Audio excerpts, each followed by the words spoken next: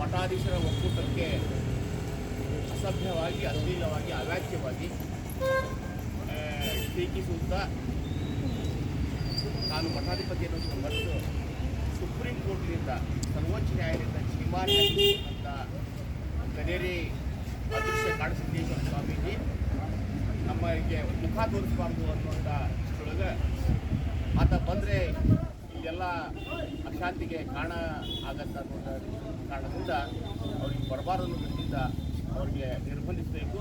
ಮುಂದಿನ ಹಂತಗಳಲ್ಲಿ ಗಡೀಪಾರು ಮಾಡಬೇಕು ಅಂತ ರಾಷ್ಟ್ರ ಸರ್ಕಾರ ನಾವು ಮನವಿ ಮಾಡಿದ್ದೀವಿ. ಈ ಹಂತದಲ್ಲಿ ನಾವು ಈ ನಮ್ಮ ಅಣ್ಣಿಗಿರಿ ತಾಲೂಕಿಗೆ ಅವರನ್ನು ನಿರ್ಬಂಧಿಸಬೇಕು ಅನ್ನುವಂಥ ಒತ್ತಾಯಪೂರ್ವಕ ಮನವಿಯನ್ನು ಕೊಡ್ತಾ ಇದ್ದೀವಿ. ಅದು ಮುಂದಿನ ಎಲ್ಲರಿಗೂ ಸ್ವಾಗತವನ್ನು ಮಾಡಿಕೊಂಡು ನಮ್ಮ ಹಿರಿಯರಾಗಿರ್ತಕ್ಕಂಥ ಸಭಾಪತಿಗಳು ಮುಂದಿನ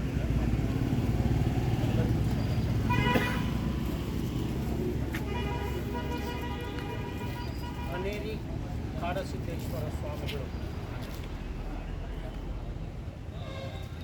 ಲಿಂಗಾಯತ ಪರಂಪರೆಯ ಒಬ್ಬ ಸ್ವಾಮೀಜಿ. ಅವರ ಮೂಲ ಗುರುಗಳು ಅನೇಕ ವಚನಗಳನ್ನು ಬರೆದರು. ಆದರೆ ಇತ್ತೀಚೆಗೆ ಸುಮಾರು 400ಕ್ಕೂ ಮಿಕ್ಕಿ ಲಿಂಗಾಯತ ಧರ್ಮದ ಎಲ್ಲ ಸ್ವಾಮೀಜಿಗಳು ರಾಜ್ಯದ 30 ಜಿಲ್ಲೆಗಳಲ್ಲಿ ಅಭಿಯಾನವನ್ನು ಒಂದೇ ಕ್ರಮದಲ್ಲಿ ನಡೆಸಿದರು. ಆ ಧರ್ಮದ ಬಗ್ಗೆ ಏನಾದರೂ ಸಂಶಯಗಳಿದ್ದರೆ ನೀವು ಕೇಳಬೇಕು ಅಂಥೇಳಿ ಯುವಕರಾದಂಥ ಕಾಲೇಜು ವಿದ್ಯಾರ್ಥಿಗಳು ಕೇಳುವ ಎಲ್ಲ ಪ್ರಶ್ನೆಗಳಿಗೂ ವಚನಗಳನ್ನು ಆಧರಿಸಿ ಅವರು ಉತ್ತರವನ್ನು ಕೊಟ್ಟರು. ಜೊತೆಗೆ ಅದರ ಒಂದು ನಾಟಕ ಪ್ರದರ್ಶನ, ಇದು ಒಂದೇ ಕ್ರಮದಲ್ಲಿ ರಾಜ್ಯಾದ್ಯಂತ 30 ಜಿಲ್ಲೆಗಳಲ್ಲಿ ಇದು ತುಂಬ ಯಶಸ್ವಿಯಾಗಿ ಬೆಂಗಳೂರಿನಲ್ಲಿ ಸುಮಾರು 500 ಜನ ಸ್ವಾಮಿಗಳು ಬೆಂಗಳೂರಿನಲ್ಲಿ ಸೇರಿ ಅದು ಸಮಾವೇಶ ಸಮಾಪ್ತಿಯಾಯಿತು. ಅದರಲ್ಲಿ ರಾಜ್ಯದ ಮುಖ್ಯಮಂತ್ರಿಗಳಾದ ಸನ್ಮಾನ್ಯ ಸಿದ್ದರಾಮಯ್ಯನವರನ್ನು ಸನ್ಮಾನಿಸಲಾಯಿತು. ಅದಕ್ಕೆ ಕಾರಣ ಅಂದರೆ ಒಂದು, ವಿಜಯಪುರದ ಮಹಿಳಾ ವಿಶ್ವವಿದ್ಯಾಲಯಕ್ಕೆ ಅಕ್ಕ ಮಹಾದೇವಿಯ ಹೆಸರನ್ನು ಇಟ್ಟು ಸಿದ್ದರಾಮಯ್ಯನವರು ಅಧಿಕಾರದಲ್ಲಿ ಇದ್ದ. ಎರಡನೆಯದು, ರಾಜ್ಯದ ಎಲ್ಲ ಕಾರ್ಯಾಲಯಗಳಲ್ಲಿ ಬಸವಣ್ಣನ ಫೋಟೋವನ್ನು ಹಾಕಬೇಕು ಅಂತನ್ನುವಂಥ ಕಾನೂನನ್ನು ಕೂಡ ಜಾರಿಗೆ ಮಾಡಿದ್ದಾರೆ. ಅದೆಲ್ಲದಕ್ಕಿಂತ ಮಿಗಿಲಾಗಿ ಅವರು ಲಿಂಗಾಯತ ಸ್ವತಂತ್ರ ಧರ್ಮ ಅಂತ ಅನ್ನೋದು ಅದು ಮೊದಲೇ ಸ್ವತಂತ್ರ ಧರ್ಮ ಇದೆ, ಮಾನ್ಯತೆ ಅಷ್ಟೇ ಬೇಕಾಗಿದೆ. ಬಸವಣ್ಣ ಮಹಾರಾಷ್ಟ್ರಕ್ಕೆ ಛತ್ರಪತಿ ಶಿವಾಜಿ ಹೇಗೋ ಹಾಗೆ ಕರ್ನಾಟಕಕ್ಕೆ ಬಸವಣ್ಣ ಸಾಂಸ್ಕೃತಿಕ ನಾಯಕ ಅಂತ ಘೋಷಿಸಿದವರು ಕೂಡ ಸಿದ್ದರಾಮಯ್ಯ. ಈ ಅಭೂತಪೂರ್ವ ಕಾರ್ಯಗಳನ್ನು ಮಾಡಿದ ಹಿನ್ನೆಲೆಯಲ್ಲಿ ಅವರಿಗೆ ಮುಕ್ತಾಯ ಸಮಾರಂಭದಲ್ಲಿ ಇಡೀ ಸಾಂಸ್ಕೃತಿಕ ಅಭಿಯಾನದ 500 ಜನ ಸ್ವಾಮಿಗಳು 2 ಲಕ್ಷಕ್ಕೂ ಅಭಿಮಾನಿಗಳ ಸಮ್ಮುಖದಲ್ಲಿ ಬೃಹತ್ ವೇದಿಕೆಯಲ್ಲಿ ಅವರನ್ನು ಗೌರವಿಸಲಾಯಿತು.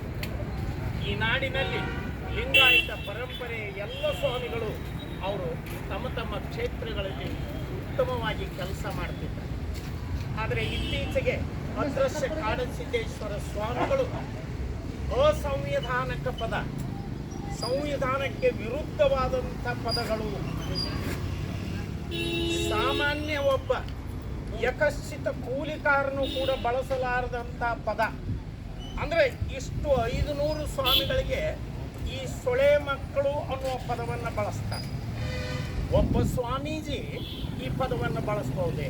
ಮೆಟ್ಟಿಲೆ ಹೊಡೆದ್ರೆ ನಾನೇ ಹೊಡಿಬೇಕನ್ನುವಂಥ ಪದವನ್ನು ಕೂಡ ಬಳಸ್ತಾರೆ. ಇದು ಬಾಗಲಕೋಟೆ, ಬಿಜಾಪುರ ಜಿಲ್ಲೆಯಲ್ಲಿ ಈಗಾಗಲೇ ಅವರನ್ನು ನಿರ್ಬಂಧಿಸಿದೆ. ಅದರ ವಿರುದ್ಧ ಹೈಕೋರ್ಟ್ ಅವರಿಗೆ ನಿರ್ಬಂಧನ ಹಾಕಿದ್ದರಿಂದ ಸುಪ್ರೀಂ ಕೋರ್ಟ್ ಹೋದರು. ಸುಪ್ರೀಂ ಕೋರ್ಟ್ ಅಲ್ಲೇ ಅವರಿಗೆ ನೀವು ಒಳ್ಳೆ ಪ್ರಜೆ ಅಲ್ಲ ಅಂತ ಹೇಳಿದೆ. ಸ್ವಾಮಿಗಳಿಗೆ ನೀನು ಒಳ್ಳೆ ಪ್ರಜೆ ಅಲ್ಲ, ಸ್ವಾತಂತ್ರ್ಯದ ವ್ಯಾಪ್ತಿಯಲ್ಲಿ ಈ ಪದಗಳು ಇಲ್ಲ, ನೀವು ಮಾತನಾಡುವುದನ್ನು ಬಿಟ್ಟು ಮೌನವಾಗಿರುವುದೇ ಲೇಸು.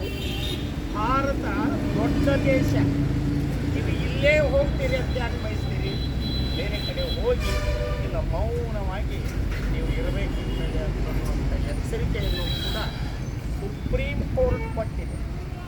ಹಿನ್ನೆಲೆಯಲ್ಲಿ 500 ಜನ ಸ್ವಾಮಿಗಳಿಗೆ ಅವರು ಪದಗಳನ್ನು ಬಯಸಿದ್ದಕ್ಕೆ ಅಲ್ಲಿ ಎಲ್ಲ ಭಕ್ತರಿಗೂ ಅತ್ಯಂತ ನೋವಿನ ಪ್ರಸಂಗ ಆಗಿದೆ. ಇದೇ 7ನೇ ತಾರೀಕಿಗೆ ಹಳ್ಳಿಕೇರಿಯಲ್ಲಿ ಧಾರ್ಮಿಕ ಕಾರ್ಯಕ್ರಮ 3 ದಿನಗಳ 5, 6, 7 ಅಲ್ಲಿ ನಡೆಯುವ ಎಲ್ಲ ಕಾರ್ಯಕ್ರಮಗಳು ಅತ್ಯುತ್ತಮವೇ. ಅದಕ್ಕೆ 2 ಮಾತು ಯಾರಿಗೂ ಇಲ್ಲ.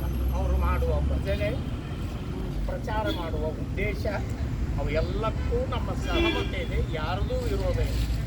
ಆದರೆ ಈ ವಿರುದ್ಧವಾಗಿ ನಡೆದುಕೊಂಡಂಥ ಅದೃಶ್ಯ ಕಾಡಸಿದ್ದೇಶ್ವರ ಸ್ವಾಮಿಗಳು ಮಾತ್ರ ಆ ಸಮಾರಂಭದಲ್ಲಿ ಭಾಗವಹಿಸಬಾರದು. ಈಗಾಗಲೇ ಜಿಲ್ಲೆಯಲ್ಲಿಯೂ ಕೂಡ ಜಾಗತಿಕ ಲಿಂಗಾಯತ ಮಹಾಸಭೆಯಿಂದ ಮೊನ್ನೆನೇ DC ಅವರಿಗೆ ಈಗಾಗಲೇ ಅಲ್ಲೇ ಎಲ್ಲ ಪತ್ರಿಕೆಗಳಲ್ಲಿ ಇದು ಬಂದಿದೆ, TV ಮೇಲೇನೂ ಬಂದದ್ದು ತಾವೆಲ್ಲರೂ ನೋಡಿರಬೇಕು. ಅವರಿಗೆ ಪ್ರತಿಬಂಧಕ ವಿಧಿಸಬೇಕು ಅಂಥೇಳಿ ಮನವಿಯನ್ನು ಮಾಡಿಕೊಂಡಿದೆ ಜಿಲ್ಲಾಧಿಕಾರಿ. ನಾನು ಜಿಲ್ಲೆಯ ಹಿರಿಯ ಉಪಾಧ್ಯಕ್ಷರು ಇದ್ದೇನೆ ಪದಾಧಿಕಾರದಲ್ಲಿ.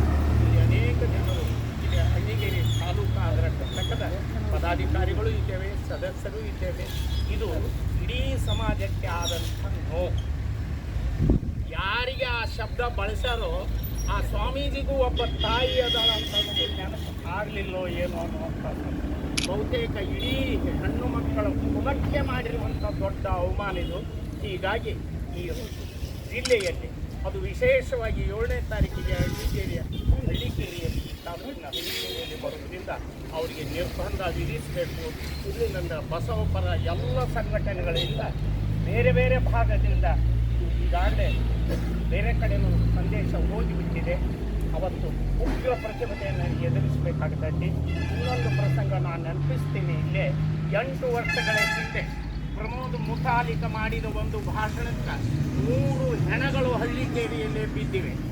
8 ವರ್ಷಗಳ ಹಿಂದೆ ಇಂಥ ಪ್ರಚೋದನಕಾರಿ ಭಾಷಣ ಮಾಡುವುದರಿಂದ ಮತ್ತೆ ಅಂಥದ್ದೇ ಅದು ಸೂಕ್ಷ್ಮ ಪ್ರದೇಶ ಅಂತೇಳಿ ಈಗಾಗಲೇ ಪೊಲೀಸ್ ಇಲಾಖೆ ಮತ್ತು ಆಡಳಿತಾತ್ಮಕವಾಗಿ ಗಮನಕ್ಕಿದೆ. ಇದು ಸೌಹಾರ್ದದಿಂದ ಬದುಕುವಂಥ ಸಮಾಜದಲ್ಲಿ ಎಲ್ಲ ಸಮುದಾಯಗಳು ಸೌಹಾರ್ದದಿಂದೇ ಬದುಕಿವೆ. ಆದರೆ ಸ್ವಾಮೀಜಿಯೊಬ್ಬರು ಈ ರೀತಿ ಮಾತಾಡ್ತಾರೆ ಅನ್ನೋದು ಇಡೀ ದೇಶದಲ್ಲೇ ಇದು ಅತ್ಯಂತ ಆಶ್ಚರ್ಯ ಮತ್ತು ಆಘಾತ ಆಗಿರುವಂಥ ಸಂಗತಿ. ಅದನ್ನು ವಿರೋಧಿಸಿ ಇವತ್ತು ಇಲ್ಲಿ ಸೇರಿರುವಂಥ ನಾವು ಜಾಗತಿಕ ಲಿಂಗಾಯತ ಮಹಾಸಭೆ, ತಾಲೂಕಾ ಘಟಕ ಮತ್ತು ಇತರ ಬಸವ ಪರ ಸಂಘಟನೆಗಳ ಎಲ್ಲ ಅಭಿಮಾನಿಗಳು ಇವತ್ತು ಸೇರಿ ನಾವೊಂದು ಮನವಿಯನ್ನು ಮಾನ್ಯ ತಹಸೀಲ್ದಾರ್ ಸಾಹೇಬರಿಗೆ ನಾವು ಅರ್ಪಿಸ್ತಾ ಇದ್ದೇವೆ. ಅವರಿಗೆ ಇಲ್ಲಿ ಪ್ರವೇಶವನ್ನು ನಿಷೇಧಿಸಬೇಕು. ಸಮುದಾಯದಲ್ಲಿ ಇರುವಂಥ ಶಾಂತಿ ಕದಡುವುದಕ್ಕೆ ಕಾರಣ ಆಗದಂತೆ ನೋಡಿಕೊಳ್ಬೇಕಂತ ಹೇಳಿ ನಮ್ಮಲ್ಲಿ ಮನವಿ ಮಾಡಿಕೊಡ್ತೇವೆ. ಯಾಕಂದರೆ ಶಾಂತಿ ಭಂಗ ಆಗದಂಗೆ ನೋಡಬೇಕು. ಒಂದು ವೇಳೆ ಹಾಗೇನಾದ್ರೂ ಅದಿಷ್ಟು ಮೀರಿನೂ ಬರೋದಾದರೆ ಆ ಶಾಂತಿ ಭಂಗಕ್ಕೆ ಸರ್ಕಾರನೇ ಹೊಣೆ ಹಾಕಬೇಕಾಗಿರೋದು ಬಿಟ್ಟು ಬೇರೆ ಪದಗಳು ಇಲ್ಲ ಅಂತ ಹೇಳಿ ಇದನ್ನು ಅದೃಶ್ಯ ಕಾಡೇಶ್ವರ ಸ್ವಾಮೀಜಿಯ ವಿರುದ್ಧ ನಾವೆಲ್ಲರೂ ಇವತ್ತು ಉಗ್ರ ಪ್ರತಿಭಟನೆ ಮಾಡುವ ಮೂಲಕ ಇದು ನಾವು ಸಾಂಕೇತಿಕವಾಗಿ ಇಷ್ಟು ಜನ ಬಂದಿದ್ದೀವಿ. ಆದರೆ ನಾಳೆ ಜನ ಬಹುದೊಡ್ಡ ಸಂಖ್ಯೆಯಲ್ಲಿ ಹೊರಗಿನಿಂದ ಬರುವ ಸಾಧ್ಯತೆ ಇದೆ ಅನ್ನೋದರ ಗಮನಕ್ಕೆ ತಂದು ಈ ಮನವಿ ಪತ್ರವನ್ನು ಅರ್ಪಿಸ್ತಾ ಇದ್ದೇವೆ. ಈಗ ಮನವಿ ಪತ್ರವನ್ನು ಆ ಮನವಿ ಪತ್ರ ಓದಿ ಅವರಿಗೆ